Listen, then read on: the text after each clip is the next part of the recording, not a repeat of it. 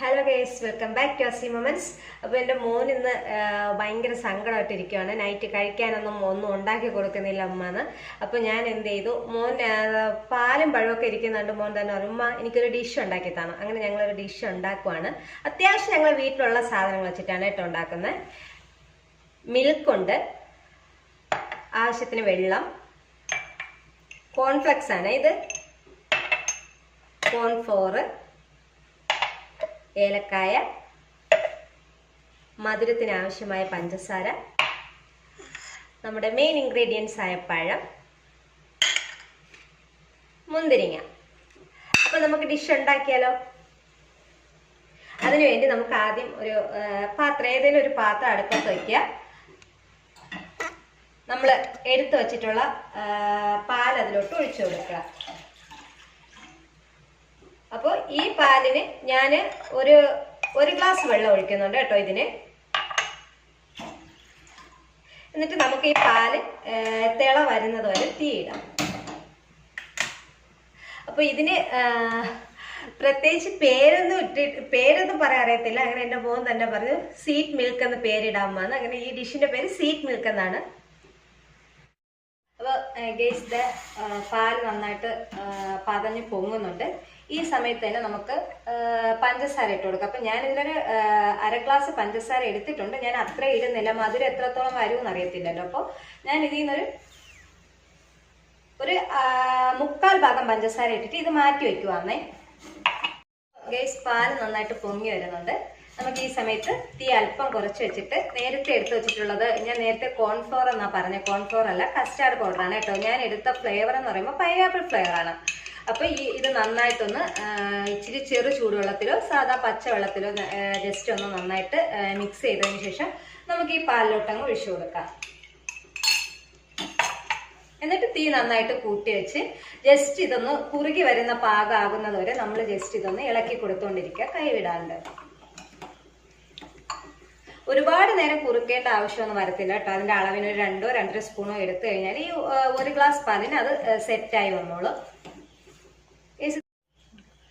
അപ്പൊ ഗൈസ് ഞാനൊരു 4 ഏലക്ക വരെ എടുത്തിട്ടുണ്ട് കേട്ടോ. അപ്പൊ നമുക്ക് ഇതിനകത്തോട്ടൊന്ന് ഒരു ഫ്ലേവറിന് വേണ്ടി ഇത് ഇട്ട് കൊടുക്കാം. ജസ്റ്റ് ഒന്ന് ഇളക്കിയതിന് ശേഷം നമുക്കിതൊന്ന് ഓഫ് ചെയ്ത് വെക്കാം കേട്ടോ. ഇതൊന്ന് തണുക്കുന്നത് വരെ നമുക്കൊന്ന് ഓഫ് ചെയ്ത് വെക്കാം. ഗൈസ് ഇത്രയും നേരം നമുക്ക് കറണ്ട് ഇല്ലായിരുന്നു കേട്ടോ. അതുകൊണ്ട് തന്നെ നമുക്കിത് നന്നായിട്ട് തണുക്കാനുള്ള സമയം കിട്ടി. ഒരു ഏകദേശം ഒരു അരമണിക്കൂർ ഞാൻ ഇത് ഉണ്ടാക്കിയിട്ട് വെയിറ്റ് ചെയ്തു. അപ്പോൾ നമുക്കിതൊരു ബൗളിലോട്ട് മാറ്റാം. നന്നായിട്ട് ഈ കൺസിസ്റ്റൻസി കൊടുക്കാം കേട്ടോ. സംഭവം ഇതിനകത്ത് ഒന്നും ഇട്ടില്ലെങ്കിൽ നമുക്ക് കഴിക്കാനൊക്കെ പോകും, നന്നായി ആയിട്ടാണ്. എന്നിട്ട് നമുക്കിതിനകത്തോട്ട് ആ പഴം ഞാൻ കട്ട് ചെയ്ത് വെച്ചിട്ടുണ്ട്, അത് ഇതിനകത്തോട്ട് ആഡ് ചെയ്ത് കൊടുക്കാം. ഫുള്ളാക്കി ഇട്ട് കൊടുത്തിട്ടുണ്ട്. പിന്നെ നമുക്ക് ഈ പറയുന്ന കോൺഫ്ലോർ ഇട്ട് കൊടുക്കാം. ഇതിൻ്റെ ഒരു പ്രത്യേകത എന്ന് പറയുന്നത് വേറെ കോൺഫ്ലെക്സ്, സോറി. അപ്പോൾ നമുക്കിത് ക്രഞ്ചിനെസ് ഒക്കെ കിട്ടാൻ വേണ്ടിയാണ് കേട്ടോ. കഴിക്കുമ്പോൾ കരിമ്പ് ഇരിക്കട്ടെ, നമുക്കൊന്നും ഇല്ലാഞ്ഞിട്ടുണ്ടാക്കിയതാണല്ലോ. അപ്പോൾ ഇതിങ്ങനെ ഇട്ട് കൊടുക്കുക. നിങ്ങളുടെ കയ്യിൽ കപ്പലണ്ടി അതുപോലെ നട്ട്സ് അങ്ങനെയുള്ള കാര്യങ്ങളൊക്കെ ഉണ്ടെങ്കിൽ എന്ത് ചെയ്യാം, ഇട്ട് കൊടുക്കുക, നല്ല ടേസ്റ്റ് ആയിരിക്കും. പിന്നെ മുന്തിരിങ്ങ ഇതിൻ്റെ മീതെ അങ്ങ് ഇട്ട് കൊടുക്കുക. പിന്നെ ഹണിയുണ്ട്. ഹണി ഞാൻ ഒരുപാട് ഒഴിക്കുന്നില്ല, ഓൾറെഡി ഇല്ല എങ്കിലും എന്താ പറയുക, പതിയെ അതിങ്ങനെ വീഴട്ടെ നമ്മുടെ ഐറ്റത്തിലോട്ട്. സൂപ്പറായിട്ടുണ്ട് കേട്ടോ, കാണാൻ നല്ല ഭംഗിയുണ്ട്. അപ്പോൾ നമ്മുടെ ഐറ്റം കണ്ടോ, എങ്ങനെയുണ്ട് പറയൂ. അപ്പോൾ ഇനി ഇത് നമുക്കൊന്ന് നന്നായിട്ട് എന്ത് ചെയ്യാം, ഈ സാധനം നമുക്ക് നന്നായിട്ടൊന്ന് ഇളക്കി യോജിപ്പിക്കാം.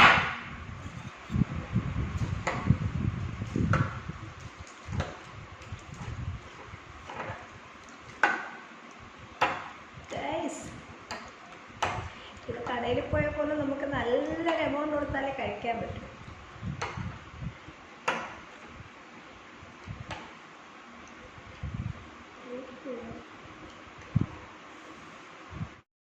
ഗൈസ് സംഭവം സൂപ്പറായിട്ടുണ്ട്.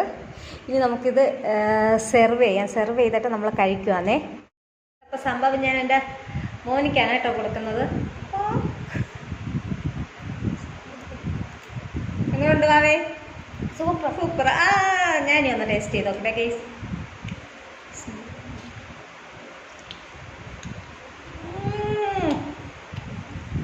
സൂപ്പറായിട്ടുണ്ട്. തമാശയില്ല, നിങ്ങൾ എല്ലാവരും ഒന്ന് ട്രൈ ചെയ്ത് നോക്കണം കേട്ടോ. സൂപ്പറായിട്ടുണ്ട്.